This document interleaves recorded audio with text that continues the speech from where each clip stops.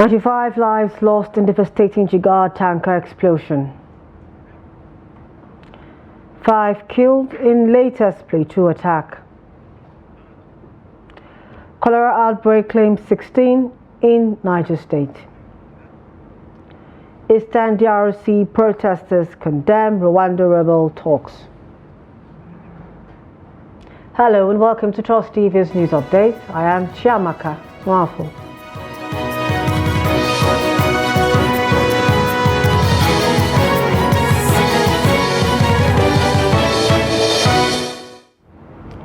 Thank you for joining us. A patrol tanker explosion in Mejai Town, Taura local government area of Jigawa State, claimed 94 lives and left 50 injured on Tuesday, October 15, 2024. The tanker, driven by Yusuf Muhammad from Kano, lost control and crashed, spilling fuel. Locals attempting to scoop the petrol were caught in the blast as the tanker ignited. Police confirmed the incident, with the injured receiving treatment at Ringim General Hospital. Jigawa's Commissioner of Police, A.T. Abdullahi, extended condolences and urged the public to avoid such accident scenes due to the high risk of fatal fires.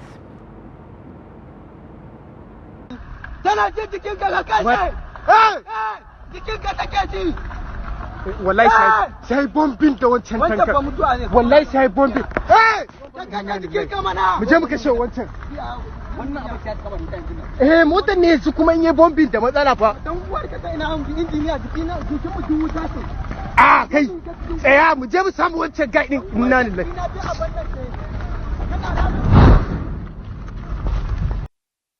Over in Plateau State, gunmen have killed 5 people in a fresh attack on some rural communities in Boko's local government area of the state. This was confirmed in a statement on Tuesday by the chairman of Boko's Cultural Development Council, Famasum Fundang, and the secretary, Duwam Bosco. They said the attack happened on Monday, October 14th, decrying previous attacks that have led to the death of several people in the past. The tragic incident occurred on the heels of a week marked by bloody attacks, during which over 10 members of the community were brutally murdered. The State Police Command is yet to speak on the incident.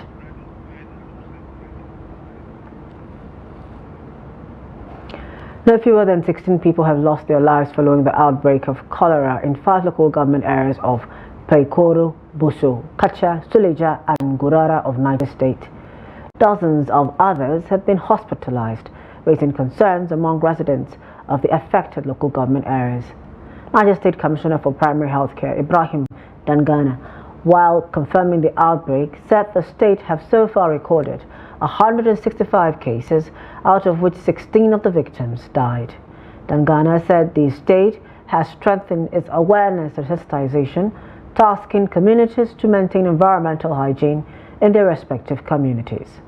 Clinic officials at the Paiko Primary Healthcare Model Clinic said patients troop in on a daily basis since the outbreak of the disease in the last 2 weeks. They said more than 20 patients with cholera-related diseases have been treated.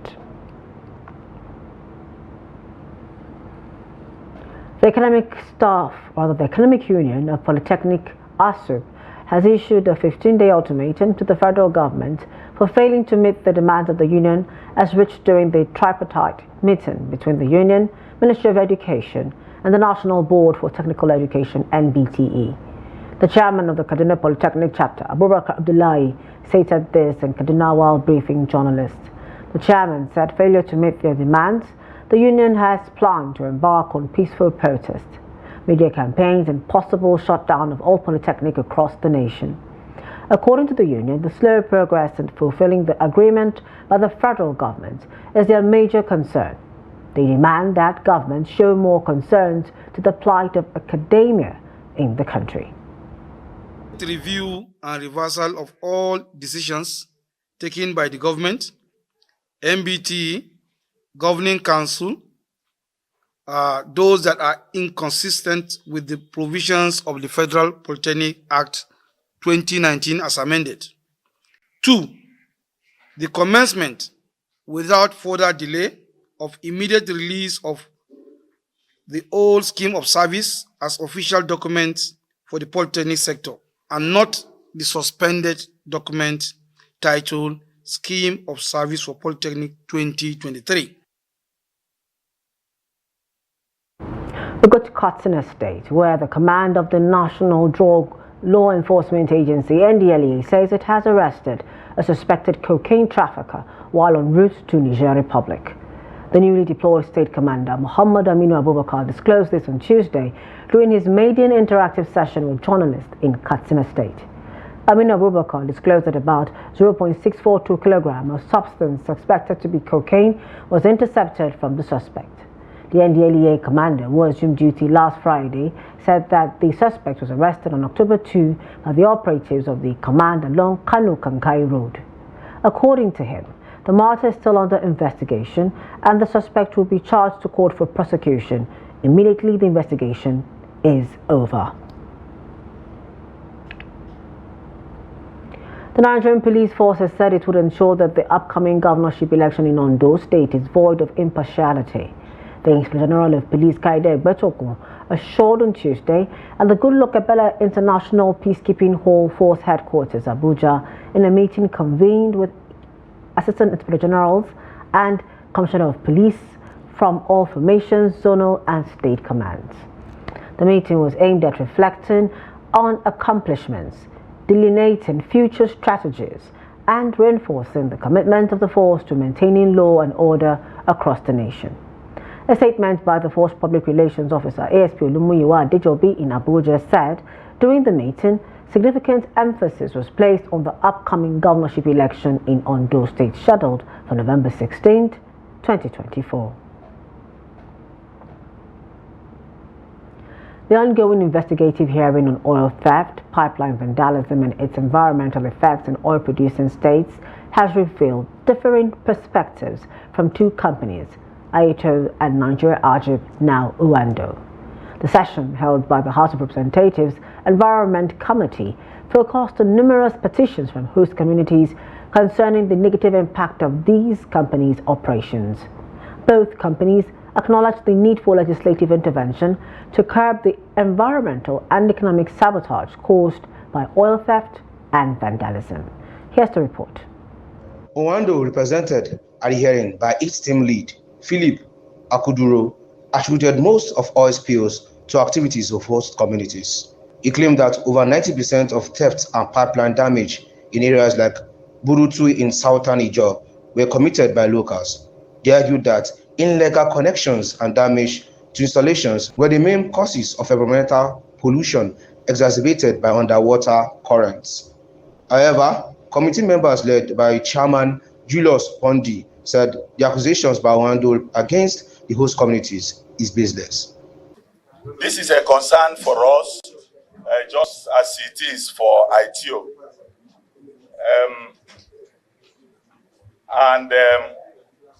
We are asking for the intervention of this honorable house in whatever way, because it's not an ordinary statistics that a country that used to produce up to 2.2 million barrels is now lagging around less than 1.5 million barrels. That's not a fictitious record. It is caused by active operation of vandals across oil facilities, especially those like Uando that are operating in land and swamp. Because like Jumbo was saying just now, there will be a time that we speak to our brothers. There should be a time that we speak to our brothers. If we continue like this, we are talking about the host community trust. If you continue to vandalize the pipelines, how do you have money in the host trust? Yes, some of the languages may be very harsh, but it's not take away the fact that our people are involved in these activities. The chief operation of Aito, Ewaziri Ushe, stressed the importance of maintaining good relations with host communities, but noted that vested interest often lead to conflicts, which has previously impacted oil production. He cited a significant drop in production for 700,000 barrels per day in 2018, which only improved with increased security efforts. Pondi reiterated the committee's commitment to addressing environmental degradation caused by oil company operations. it's a very sorry and painful situation. No country, no producer, no operator sets up to want to be a bargain operator. It is a Herculean task. It is extremely difficult. It's something that no operator really wants to get involved in. But what do you want to do when you cannot get your crude out? You are producing, but you will not see it. These are open records, open facts that can be found from all facets of security hierarchies, regulators in Nigeria. You are operating, if all of us in this room are part of the community and we have a good relationship with the company, I think the consistent tampering with the pipeline will be reduced. Do you think that is there anything you are doing that is not correct? Because if you are alleging that the community people that are finalizing the pipes, then the data that you are doing that is not 100% correct. By way of maybe engagement, bringing, we have talked about state police in this in parliament, instead of bringing somebody from Delta to police Abuja. The committee is planning to embark on an oversight visit to one of those Delta states sites to verify claims of cleanup efforts following a May 2024 oil spill. That's still on to news update on Trust Television. Up still ahead. POS traders turn to traders for cash flow amid slowdown in bank transactions. More when we return. Please stay with us. Welcome back. Thanks for staying with us. A recap of our top stories. We informed you that 94 killed in Jigawa Tanker Explosion tragedy. We also told you that 5 dead in new plateau attack. Two more stories. Point-of-sale operators in Lagos State say they are facing difficulties obtaining cash from banks. As a result of this, they now depend heavily on traders at various markets to purchase cash for their customers. This dependency is driven by the growing number of POS users in the state. Victoria Chokolo, who spoke to some of the operators, has more in this report as presented from our studio. According to the Nigeria Interbank Settlement System (NIBSS), the number of POS machines deployed across Nigeria has risen to 3.04 million in July of 2024, representing a 32% increase year-on-year. With this growth in POS deployment, many Nigerian citizens now depend heavily on POS operators than banks for their cash needs. Some of the operators expressed frustration as they often have to wait for traders to make sales before they get cash for their customers. I don't get money from banks. I get money from market women, buying money from market women. Bank does not give us cash. More than throughout of this year, I'm not sure. Even yesterday I was in bank. I think it's only 10K. Imagine me doing POS and I'm going to collect money. I said I need 100,000, they're giving me just 20,000 naira. Move around to all the banks, the same thing, 5,000, 5,000, 10,000 naira. And that was not even enough for me to do my business. So I have to go to the market people to get my cash to my business. And the charges still remain the same. The charges say they are charging on the business. Like example, I use money points. What the charges say is too much. At the end of the day, you make nothing. So sometimes when I get to bank, I need 300,000. Maybe I just say I don't have 300 though, or I beg them that please now I need it. I'm doing POS now, so they can give me that 300. So if I have anything, maybe 1,000, sometimes 500, I can just dash the person that help me to use it to buy card. So they give me cash. Say, why they are doing us like this?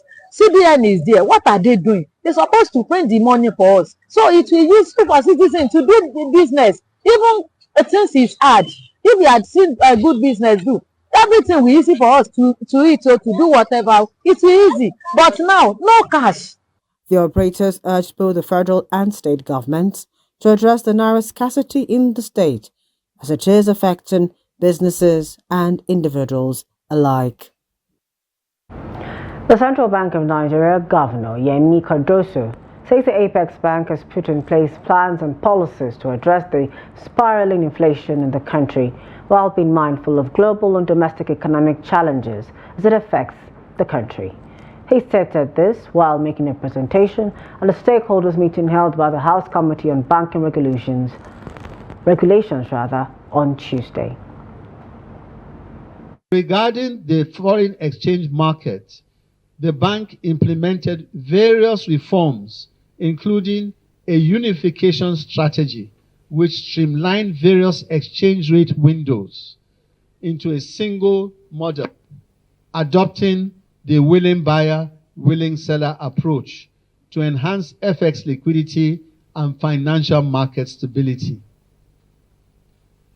This move was aimed at fostering transparency, reducing market distortions, and enhancing the efficiency of foreign exchange allocations.